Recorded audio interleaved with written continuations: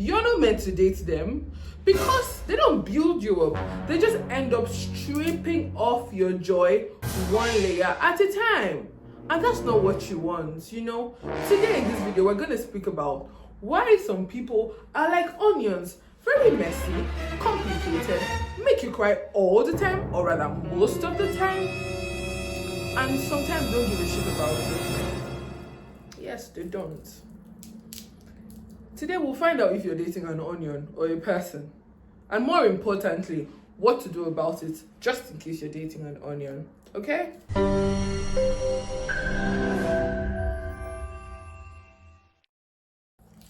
Have you ever caught yourself crying so much all day that you feel like you're cutting onions, you know? You're slicing onions and it's just making you tear up so much over your partner? Dude, I think I am. It's sad. Very, very sad, isn't it? And it hurts me to find out that this is someone's reality out there. Crazy. Really, really, really crazy. If you're tired of messy relationships and emotional roller coasters and situationships, you're definitely in the right place. Honestly, you are.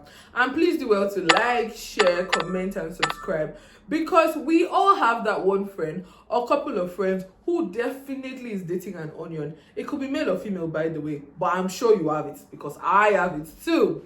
Welcome to this channel. Do well to follow us and check our website out at www.medspurs.com for more insightful tips and relationship advice and just health tips generally. All right, now let's get into it. All right, I'm sure you're wondering, why are we calling them onions? I'm here to give you some similarities. Number one, the most important and the most obvious, they make you cry so much. Is it the lies? Is it the cheating? Is it the gaslighting? Oh God, they do make you cry. They make you cry, and you know it. The second thing is they have lots of layers. Toxic people have layers, and that's why you hear things like, "Oh, you're being too sensitive," or you hear, "Oh, it's not me, it's you," or "It's not you, it's me." I don't even know what that is. But anyways, you hear things like that. You hear things like, "Oh, don't you think you're doing too much?" Wow. Anyways, and the last thing, but not the least, is that they stink. They stink a lot. No accountability. Stinking. No effort at all. No direction of where this relationship is going to. Just vibes. If that's you, run away. I said, let me tell you that. So the next thing is, how do you know if you're dating an onion? How do you actually know if you're dating an onion? I think with that, there are a few questions you just need to ask yourself, knowing fully well that in some cases you can be the onion as well. Yes, you can. So just a few questions to ask yourself. 1, are you always crying more than you're smiling? You could have 1 minute of, a big smile, but you find out that 98% of the time you're crying, or basically, even if it's 55% of the time you're crying more than you're smiling. I think you might have to evaluate it, in my opinion. Do you find that they are just not listening to you? More passive aggressive, dismissive, and stuff like that, and you just feel unheard? 3, do you find that they're just full of, we could call it their personalities, full of red flags, full of lots of unresolved baggage, and you see that there is no effort to put in some work and grow? Do you feel like, have you always felt like at some point they'll get better, but they just never, like it's like an endless hope kind of picture. They just never get better, but you feel like they would at some point? Do you end up making excuses for them time after time after time after time? And this is a dating relationship. Do you find yourself always making excuses all the time, even when it's a lie, or even when it doesn't exist, or even when that's the wrong thing to do, basically. And do you find yourself walking on eggshells every time you're around this person? This is supposed to be your person. Do you find yourself walking on eggshells every time? My brother, my sister, this might be a sign that you could be dating an onion. And if you are making somebody feel this way, you could also be an onion. Yeah, you should do better. You should change. Do better. Do better. Another thing we'd like to address is, why do people end up staying with onions even when it looks like this person is a walking red flag, a red banner, a red carpet safe? Like, why do people, still stay in toxic relationships even when they know that it is? I think a lot of times it's not just about logic, because you're outside and you're just judging logically, and I think that's not always the case sometimes. So we're going to speak about 4 things that could be the cause, and please reflect on this personally, okay? The first thing is fear. I feel like society makes single people look like we are under the bridge, or we are not worthy, we are not, what's the word, we are just, I don't know. But society gives a negative impression on being single, and I think for this reason a lot of people they think I would rather be with somebody, regardless of how the person is, than be single. But I dare say that that really doesn't make any sense, to be fair, because if you're living a miserable life with somebody, this is in a dating relationship, yeah? If you're dating someone, you're not married, and it's just miserable, it's tears all the time, do you really classify that as living when you could just be with your guys or your girls and be laughing for most of the time? Think about it though. My own opinion, first of all. The next thing is societal pressure. From parents, from family, and sometimes even personal pressure. There's just that pressure that we should get married, you should be in a marriage by now, at this age you shouldn't have, biological clock is ticking. And while some of these things are valid, think about what I said initially. The next thing is hope. So people are just living in hope, thinking that at some point this person will get better, this person will be good, this person would, he would change, she would change, she'll become a better person. But my sister, it's been 2, 3, 4, 5, 6 months, 1 year, 2 years, 3 years, 6 years, and this person hasn't changed. Meanwhile, I don't know why you're still in a dating relationship for 6 years, but leave that to me. This person hasn't changed. They will not. Clearly, they ain't gonna change. Please, they won't change. And then finally, attachment. And I find that this is like the most, how you feel like you've invested a lot, finances, time, energy, a lot of things into the relationship, and you just feel like, so am I gonna lose all of this? I would just say that I think your life is better than all the time you've invested and all the money you might have invested. Maybe it's a lot, to be fair, and maybe you should just seek help at this point. But these are some reasons, and some reasons why people stay in toxic relationships even when they know that it is. They just don't know how to leave. They don't know where to go from here. So now, what happens to you psychology when you date an onion, or like an onionish person? So the first thing is, you live in anxiety. You're always on edge. You're always scared. You don't know the next thing that you will say that will flip them off. You don't know. You're just always scared and on edge. The next thing is that it affects your self-esteem. Your self-esteem drops. You feel you're not good enough. You feel other people are better. You feel your self-esteem, you're not even confident in yourself anymore. And it's not good. It really isn't. The next thing is you tend to develop trust issues. You tend to it tends to affect your other friendships, your future relationships. You just don't feel like you can trust another person again, even though you used to. Another thing is you get drained. You get very drained. You're always tired, man. You're always tired, emotionally, physically. You used to work out and go to the gym before. By the way, I'm on my way to the gym.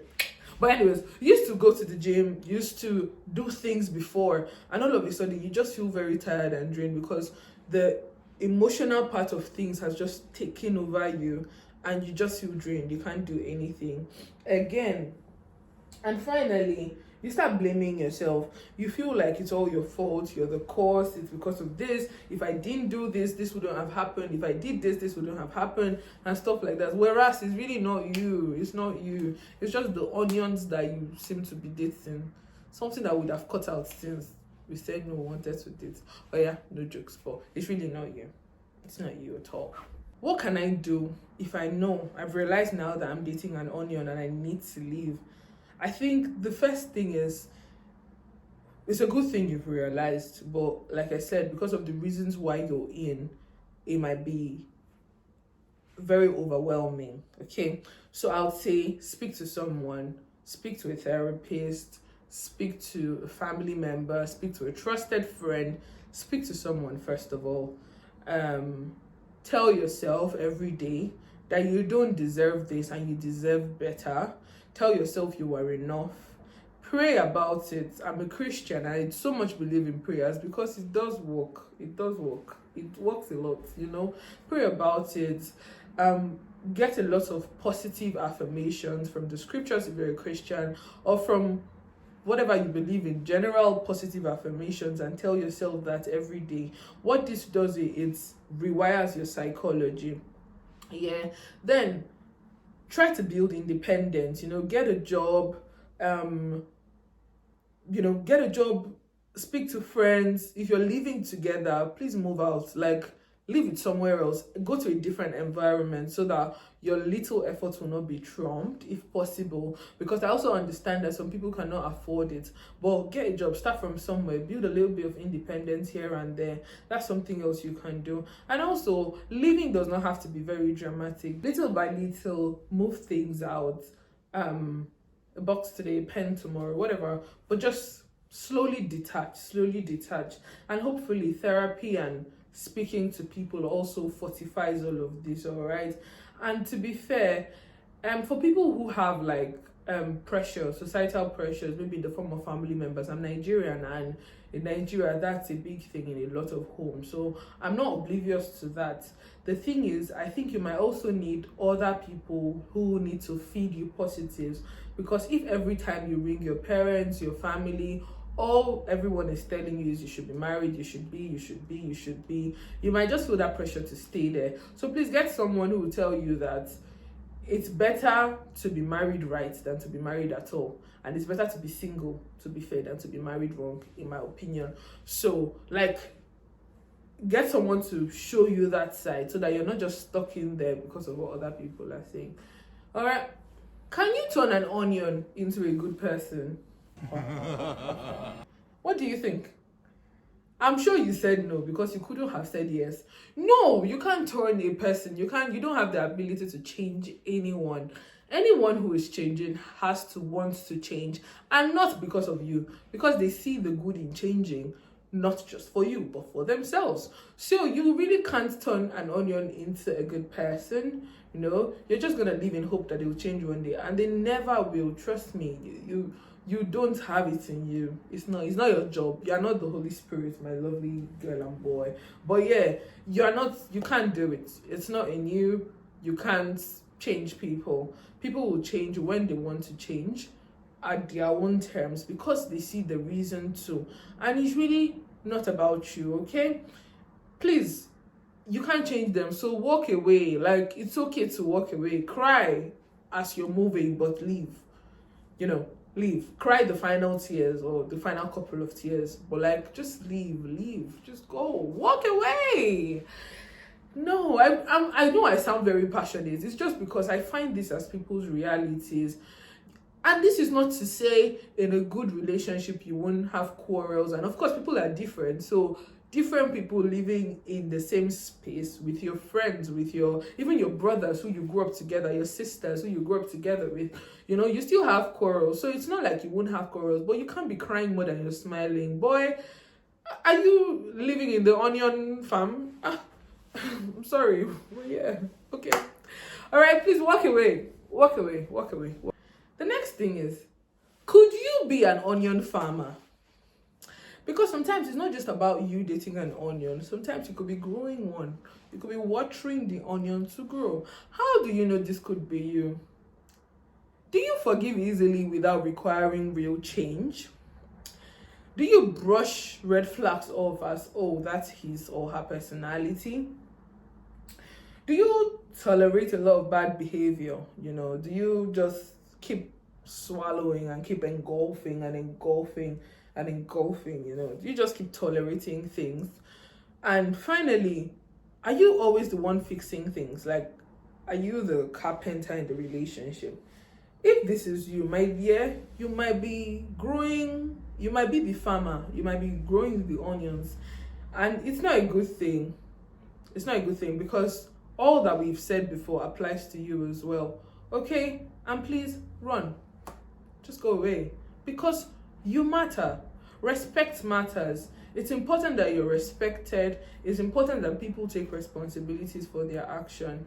And you matter again. You matter. So boundaries are very important, and you should have boundaries. Set boundaries. People need to respect you. Okay? So please stop watering the onions. Stop it.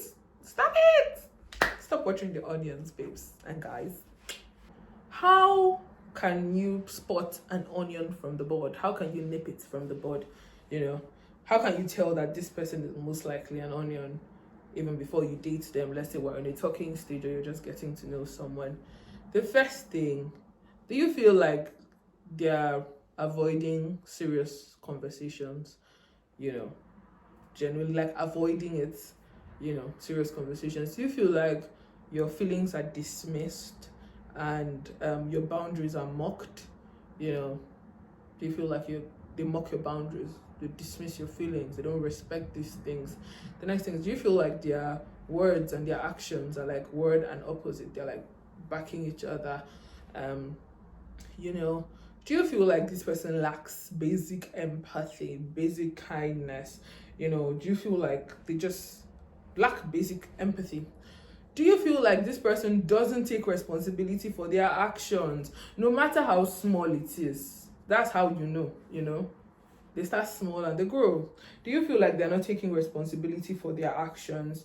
Do you feel like you're always stressed or on edge? Just very, at edge, on edge. Yeah, on edge. Do you feel like you're always stressed or on edge around this person? And I think lastly, what does your gut tell you? A lot of the times your gut is right. Your gut is right. What does your gut tell you? Is this person really an onion? If any of these questions, or if more than one is yes, you should think about it properly and have conversations. And of course, they would avoid conversations, so maybe it's time to run away. Run away. I think finally, it's important to say this. Not everyone who struggles emotionally is an onion.